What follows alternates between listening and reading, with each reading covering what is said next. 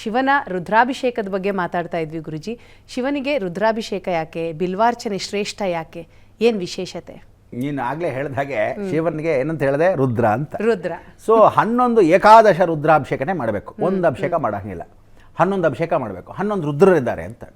So ಶಿವನಿಗೆ ಅಭಿಷೇಕವನ್ನು ಮಾಡಿದಾಗ ರುದ್ರಾಭಿಷೇಕ ಅಂದಾಗ ಶಿವಶ್ಕ ಹೃದಯಂ ವಿಷ್ಣುವಿಗೆ ಅಭಿಷೇಕ ಅಂತ ಹೇಳಕ್ಕೆ ಹೋಗಲ್ಲ, ವಿಷ್ಣುವೇ ಸ್ವತಃ ಕೂತ್ಕೊಂಡು ಅಭಿಷೇಕ ಮಾಡ್ತಾನಂತೆ. ಏನು ಅಂದರೆ ರುದ್ರಾಭಿಷೇಕ ಯಾರು ಮಾಡ್ತಾರೆ ಅಂದರೆ ಫಸ್ಟ್ ಶುರು ಮಾಡಿದ್ದು ವಿಷ್ಣುನೇ ಶಿವನಿಗೆ ಅಭಿಷೇಕವನ್ನು ಶುರು ಮಾಡಿದ್ದು.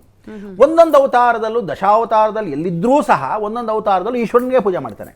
ಸುದರ್ಶನ ಬೇಕಾದರೂ ಸುದರ್ಶನ ಮಾಡೋಕ್ಕೆ ಮೊದಲು ಆ ಸುದರ್ಶನ ಕೊಟ್ಟಿದ್ಯಾರು ಈಶ್ವರನೇ, ಆ ಕೊಡಕ್ಕೆ ಮೊದಲು ಅವನಿಗೊಂದು ರುದ್ರಾಭಿಷೇಕ ಮಾಡಿ ಅವನಿಗೆ ಒಲಿಸ್ತಾನೆ. ಬಹಳ ವಿಶೇಷ ಅಂತ. ಆಂಜನೇಯ ಅಭಿಷೇಕ ಮಾಡ್ತಾನೆ, ಆ ಅಭಿಷೇಕವನ್ನು ಮಾಡಿದಾಗ ಗದೆಯನ್ನು ಕೊಡ್ತಾನೆ ತಂದೆ ಆದವನು, ಭಾಳ ವಿಶೇಷತೆ. ಪಾರ್ವತಿಗೆ ತ್ರಿಶೂಲವನ್ನು ಕೊಟ್ಟಿರ್ತಕ್ಕಂಥ ಪರಮೇಶ್ವರನ ಅವಳು ರುದ್ರಾಭಿಷೇಕ ಮಾಡ್ತಾನೆ, ಭಾಳ ವಿಶೇಷವಾಗಿರ್ತಕ್ಕಂಥದ್ದು. ಸಪ್ತ ಋಷಿಗಳು ರುದ್ರಾಭಿಷೇಕವನ್ನು ಮಾಡಿ ಇಡೀ ಜಗತ್ತಲ್ಲಿ ಗರುಡನಿಗೆ ಪಾತ್ರವಾಗಿರ್ತಕ್ಕಂಥ ಸಪ್ತ ಋಷಿಗಳನ್ನ ಸದಾಕಾಲದಲ್ಲಿ ನೆನೆಸ್ಕೋಬೇಕು ಅಂದರೆ ಸಪ್ತ ಸಪ್ತ ಮಹಾಸಪ್ತ ಸಪ್ತ ದ್ವೀಪ ವಸುಂಧರ ಸಪ್ತಾರ್ಕ ಮಹಾದೇವ ಸಪ್ತಮಿ ರಥಸಪ್ತಮಿ. ಅದಕ್ಕೆ 7 ಖಂಡಗಳಾಗಿರ್ತಕ್ಕಂಥ ಈ ಭೂಮಂಡಲವನ್ನು ಸಪ್ತ ಋಷಿಗಳ ಮುಖಾಂತರವೇ ಆಗಿರ್ತಕ್ಕಂಥ ಗರುಡ ಮಹಾರಾಜನ ಸಮೇತವಾಗಿ ಅದಕ್ಕೆ ರುದ್ರಾಭಿಷೇಕವನ್ನು ಮಾಡಿರೋದು ಈಶ್ವರ ರುದ್ರಗಳ ಸಮೇತವಾಗಿ ಋಷಿ ಮುನಿಗಳು ಮಾಡ್ಕೊಂಬಂದಿರತಕ್ಕಂಥ ರುದ್ರಾಭಿಷೇಕ. ತದನಂತರ ಕಾಶಿ ಯಾತ್ರೆ ಮಾಡಬೇಕಾದ್ರೆ ಜ್ಞಾಪಕ ಇಟ್ಕೊಳ್ಳಿ, ಒಂದು ರಾಮೇಶ್ವರ, ಒಂದು ವಿಶೇಷವಾಗಿ ಕಾಶಿ. ಕಾಶಿ ಬಂದು ಮಹಾಸ್ಮಶಾನೆ, ರಾಮೇಶ್ವರ ಬಂದು ದಕ್ಷಿಣ ಭಾರತ. ದಕ್ಷಿಣ ಭಾರತ ಕರ್ಮಭೂಮಿ, ಪುಣ್ಯಭೂಮಿ ಸಾಕ್ಷಾತ್ ಉತ್ತರ ಭಾರತ. ಕರ್ಮ ಮತ್ತು ಪುಣ್ಯವನ್ನು ಎರಡೂ ಸಂಪಾದನೆ ಮಾಡಬೇಕು, ಕರ್ಮವನ್ನು ಕಳ್ಕೋಬೇಕು, ಪುಣ್ಯವನ್ನು ಸಂಪಾದನೆ ಮಾಡಬೇಕು. ಕೆಲವರು ಪುಣ್ಯವನ್ನು ತ್ಯಾಗ ಮಾಡಬೇಕು, ಕರ್ಮವನ್ನು ಪೂರ್ತಿಯಾಗಿ ಆ ಅವಸ್ಥೆಯನ್ನು ವ್ಯವಸ್ಥೆಯಾಗಿ ಮಾಡ್ಕೊಳ್ತಕ್ಕಂಥ ಅವಸ್ಥೆಯಾಗಿರ್ತಕ್ಕಂಥ ಕರ್ಮಗಳಿರುತ್ತಲ್ಲ, ಅಂದರೆ ಅಯ್ಯೋ ಸಾಕಾಗೋಗಿದೆ ಅಂತೀವಲ್ಲ, ಅಂಥದ್ದು ದೂರ ತಳ್ಳಕ್ಕೆ ಅನುಕೂಲ ಸಿಂಧು ಹಾಗೆ ಮಾಡಿರ್ತಕ್ಕಂಥದ್ದು ಆ ಕಾಲದ ಒಂದು ಸೌಹಾರ್ದತೆ. ಏನಂದ್ರು ಕಾಶಿ ಯಾತ್ರೆ ಯಾವತ್ತು ಮಾಡಿದಾಗ ಉತ್ತರ ಭಾರತದಿಂದ ದಕ್ಷಿಣ ಭಾರತಕ್ಕೆ ಬರಬೇಕು, ದಕ್ಷಿಣ ಭಾರತದಿಂದ ಉತ್ತರ ಭಾರತಕ್ಕೆ ಹೋಗಬೇಕು. ಯಾಕೆಂದರೆ ರಾಮಚಂದ್ರ ಶುರು ಮಾಡಿರ್ತಕ್ಕಂಥ ಅಭಿಯಾನ ಅವನು ದಕ್ಷಿಣಕ್ಕೆ ಹೋದಾಗ ರಾವಣೇಶ್ವರನಿಗೆ ಪೂರ್ತಿಯಾಗಿ ಹೋಗಿ ಸೀತಾಮ್ಮನವ್ರು ಕರ್ಕೊಂಬರಕ್ಕೆ ಮೊದಲು ರಾಮ ಈಶ್ವರನ ಪ್ರತಿಷ್ಠಾಪನೆ ಮಾಡ್ತಾನೆ, ಅದಕ್ಕೆ ರಾಮಲಿಂಗೇಶ್ವರ. ಅದು ವಿಶೇಷವಾಗಿ ಇವತ್ತು ರಾಮೇಶ್ವರದಲ್ಲಿ ನೀವು ನೋಡ್ತಕ್ಕಂಥದ್ದು ಆತ್ಮಲಿಂಗ ಸಮೇತ ಇರೋದು, ಅವನಿಗೆ ಅಭಿಷೇಕ ಆಗುತ್ತೆ. ಕಾಶಿ ವಿಶ್ವನಾಥ ಯಾರಾದರೂ ಪ್ರತಿಷ್ಠಾಪನೆ ಮಾಡಿದ್ರು, ವಾರಣಾಸ್ಯಂ ಭೈರವೋ ದೇವೋ ಸಂಸಾರ ಭಯನಾಶನಂ ಅನೇಕ ಜನ್ಮ ಕೃತಂ ಪಾಪಂ ದರ್ಶನೇನೆ ವಿನಿಶ್ಚತಿ. 8 ಕಾಳಬೇರವರು ಸೇರಿಕೊಂಡು ಆ ವಿಶೇಷವಾಗಿರೋ ರುದ್ರನ್ನ ಪ್ರತಿಷ್ಠಾಪನೆ. ರುದ್ರ ಅಂತ ಯಾಕಂತೀವಿ ಅಂದರೆ ಜ್ಞಾಪಕ ಇಟ್ಕೋಬೇಡ, ಸ್ಮಶಾನ ಮಧ್ಯೆ ಇರೋ ಪರಮೇಶ್ವರನ ರುದ್ರ ಅಂತೀವಿ. ರುದ್ರ ತಾಂಡವಾಡ್ದವನು ಅವನೇ, ಹೆಣಗಳ ಮೇಲೆ ರುದ್ರ ತಾಂಡವಾಡ್ತಾನೆ. ಅವನು ಫ್ರೆಂಡ್ಸ್ ಯಾರು ಅಂದರೆ ನೀವೆಲ್ಲ ಅಂದ್ಕೊಂಡಾಗೆ ಇಲ್ಲಿ ಪಕ್ಕದಲ್ಲಿ ದೇವತೆಗಳಲ್ಲ, ಅವನಿಗೆ ಭೂತಗಣಗಳೇ ಫ್ರೆಂಡ್ಸ್. ಅವನಿಗಿರ್ತಕ್ಕಂಥವ್ರು ಮದುವೆಗೆ ಬಂದಾಗ ಪಾರ್ವತಿ ತಾಯಿ ನಡ್ಗೋಗ್ತಾಳೆ, ಅಯ್ಯೋ ಇದ್ಯಾವುದಪ್ಪ ಭೂತ ಪ್ರೇತಗಳೆಲ್ಲ ಮದುವೆಗೆ ಬರ್ತಾ ಇದೆ ಆಹ್ವಾನಯುತವಾಗಿ, ಇವಳು ಇಷ್ಟೊಳ್ಳೆ ಸುಂದರವಾಗಿರ್ತಕ್ಕಂಥ ರಾಜ್ಕುಮಾರಿ ನಿಮಗೆ ಹೆಂಗೆ ಕೊಟ್ಬಿಟ್ಟು ಮದುವೆ ಮಾಡೋದು ನಾನು ಅಂದಾಗ ಆಗ ಅವನು ಪರಮೇಶ್ವರನಿಗೆ ಅಲಂಕಾರ ಮಾಡ್ತಾರೆ. ಯಾರು? ವಿಷ್ಣು ಮಾಡ್ತಾನಂತೆ. ಆ ವಿಷ್ಣು ಅಲಂಕಾರ ಮಾಡಿದ್ರೆ ಸುಂದರೇಶ್ವರ ಅಂತ ಆಗ್ತಾನೆ. ಅದಕ್ಕೆ ಸುಂದರೇಶ್ವರ ಕಲ್ಯಾಣವನ್ನು ಆ ಪಾರ್ವತಿ ಜೊತೆ, ಪಾರ್ವತಿ ಸುಂದರೇಶ್ವರನೇ, ಪಾರ್ವತಿ ಒಬ್ಬಳೇ ಇದ್ದಾಗ ಏನಾದ್ಲೋ ಮದುವೆಯಲ್ಲಿ ಮೀನಾಕ್ಷಿ ಆಗಿರ್ತಾಳೆ. ಆ ಸುಂದರೇಶ್ವರನ ಜೊತೆ ಮದುವೆ ಮಾಡಿದಾಗ ಏನಾಗ್ತಾರೆ, ಪಾರ್ವತಿ ಸುಂದರೇಶ್ವರ ಕಲ್ಯಾಣ ಮಾಡಿದವನು ಯಾರೋ? ಸಾಕ್ಷಾತ್ ವಿಷ್ಣು. ಅದಕ್ಕೆ ಅಣ್ಣನಾಗಿರೋನು ತಂಗಿಯಾಗಿ ಧಾರೆ ಎಳೆದು ಕೊಟ್ಟು ಪರಮೇಶ್ವರನಿಗೆ ಮದುವೆ ಮಾಡೋಕ್ಕೆ ಮೊದಲು ಈ ಭೂತ ಪ್ರೇತಗಳನ್ನೆಲ್ಲ ಒಂದು ವಿಶೇಷವಾಗಿ ಅಲಂಕಾರ ನೋಡಬೇಕು, ಭಯಪಟ್ಟು ನೋಡಬಾರ್ದು. ಅಬ್ಬಾಡ ಇವು ನನಗೆ ಭಯ ಅಂತ. ಆ ಥರ ರುದ್ರ ತಾಂಡವ ಪರಮೇಶ್ವರ ಆಡಿದ್ದು 2 ಸಲ. ಒಂದು ಕಾಳಬೇರನ ಅವತಾರ ತಗೊಂಡಾಗ, ಎರಡನೇದು ವೀರಭದ್ರ ಅವತಾರ. ಹೆಂಡತಿನ ಸತ್ಯವತಿ ಎಂದಾಗ ಹೆಣ ಎತ್ತಿ ಹಿಂಗೆ ಹಾಕೊಂಡ್ಬಿಡ್ತಾನೆ.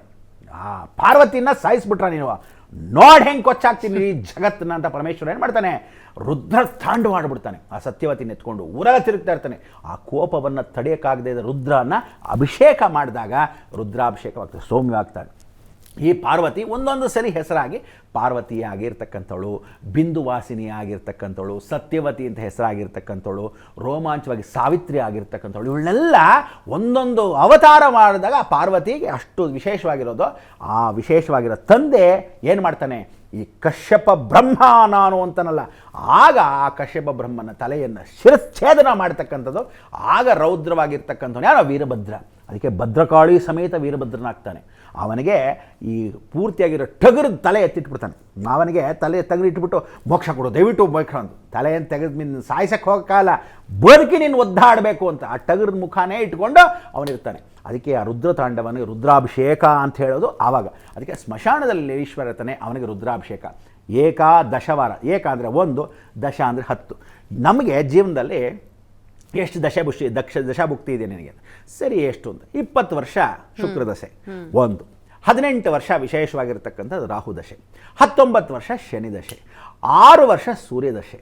ಹೀಗೆ ಒಂದೊಂದು ದಶೆಯನ್ನು 9 ಗ್ರಹಗಳದ್ದು ಸೇರಿಸಿದ್ರೆ 120 ಪೂರ್ತಿಯಾಗಿ ನಡೆಯುತ್ತೆ. ಇದನ್ನು 10 ದಶಾಭುಕ್ತಿ ಅಂತ ಕರಿತೀವಿ. ಈ 10 ದಶ ಮಹಾವಿದ್ಯೆನ ಇಟ್ಕೊಂಡು ಯಾರು ಜಗನ್ಮಾತೆ ಒಂದು ರುದ್ರ ಪಕ್ಕದಲ್ಲಿ ನಿಂತಾಗ 10 ಏಕಾದಶವಾರ ರುದ್ರಾಭಿಷೇಕ ಅಂದರೆ ಶಿವಶಕ್ತಿ ಸಮೇತವಾಗಿ ಅಭಿಷೇಕ ಮಾಡೋದು ರುದ್ರಾಭಿಷೇಕ. ಸೊ ಆ ರುದ್ರಾಭಿಷೇಕವನ್ನು ಮಾಡಿರ್ತಕ್ಕಂಥ ಶಿವರಾತ್ರಿಯಲ್ಲಿ ನೀವು ಅಟ್ಲೀಸ್ಟ್ ಒಂದು ಅಭಿಷೇಕ ಆದರೂ ಮಾಡಿ. ರುದ್ರಾಭಿಷೇಕ ಮಾಡೋಕ್ಕಾಗದೇ ಇದ್ರು ಅಂದ್ರೆ ಗುರುಜಿ ಶಿವನನ್ನ ಒಲಿಸ್ಕೊಳ್ಬೇಕು ಅಂತ ಸುಮ್ಮನೆ ಅಲ್ವೇ ಪಾರ್ವತಿ ಬಿಟ್ಕೊಡ್ಬೇಕು. ಹೆಂಗ್ ಗೊತ್ತಾ ವೀಣಾ, ಇನ್ನೊಂದು ತಮಾಷೆ, ಈಗ ಪೂಜೆ ಮಾಡ್ತಾ ಇರ್ತೀವಿ. ಓಂ ಶಿವಾಯ ನಮಃ, ಓಂ ಶಂಭುವೇ ನಮಃ, ಓಂ ಪಿನಾಕಿನೇ ನಮಃ. ಬಂದೆ ಹೀಗೆ ಬಂದ್ಬಿಟ್ಟೆ. ಈ ಮಾಯೆ ನನ್ನ ಗಂಡನ ಒಲಿಸ್ಕೊಂತೆ ನೀನು ಅಂದ್ಬಿಟ್ಟು ಪಾರ್ವತಿ ಮಾಯೆನ ತಿರುಗಿಸ್ಬಿಡ್ತಾಳೆ. ಏನು ಅಂದ್ರೆ ಆ ಸ್ಟವ್ ಮೇಲೆ ಸ್ವಲ್ಪ ಏನೋ ಇಟ್ಟಿದೆ ನೋಡಿ, ಮಗ ರೆಡಿ ಅದ ನೀನು, ಪೂಜೆ ನೆಮ್ಮದಿಯಾಗಿ ಮಾಡಕ್ಕೆ ಬಿಡಲ್ಲ ಅವಳು, ಪೂರ್ತಿ ಹೊಲ್ಸ್ಕೊಳಕ್ ಬಿಡಲ್ಲ. ಆ ಏಕಾಗ್ರತೆ ನೀನು ತರಬೇಕು ಅಂದರೆ ಶಿವನ ಹೊಲ್ಸ್ಕೊಳಕ್ಕಾಗಲ್ಲ. ಆದರೆ ಒಂದು ಸಲ ಹೊಲ್ದು ಬಿಟ್ರೆ ಶಿವರಾತ್ರಿ ದಿವಸ ಆದರೂ ಹೊಲ್ಸ್ಕೊಳ್ಳಿ ಅಂತ ಎಲ್ರಿಗೂ ಶಿವ ಒಲಿಯೋದೇ ಕಷ್ಟ. ಹೊಲಿಸ್ಕೊಂಡ್ರೆ ಯಾವುದು ಕೂಡ ಅಸಾಧ್ಯ ಇಲ್ಲ, ಎಲ್ಲ ಸಾಧ್ಯ ಆಗತ್ತೆ.